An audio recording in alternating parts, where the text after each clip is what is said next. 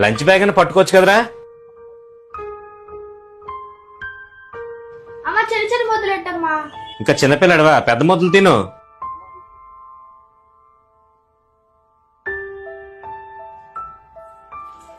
Wow, it's my favourite అమ్మా.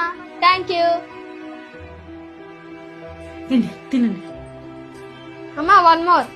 అరే తినండి. ఇప్పుడు తిన్నా. నానా నువ్వు తినిరా. వస్తున్నాను, బయలుదేరుతున్నాను.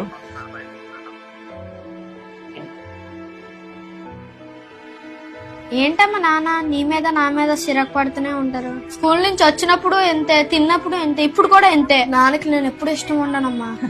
నిజమేరా, నువ్వు ఆటోలో ఎక్కడ స్కూల్కి వెళ్తే ఇబ్బంది పడతావా అని రోజు బైక్ మీద నిన్ను దేబెట్టి నీ బ్యాగ్ మోసుకొని వస్తుంది.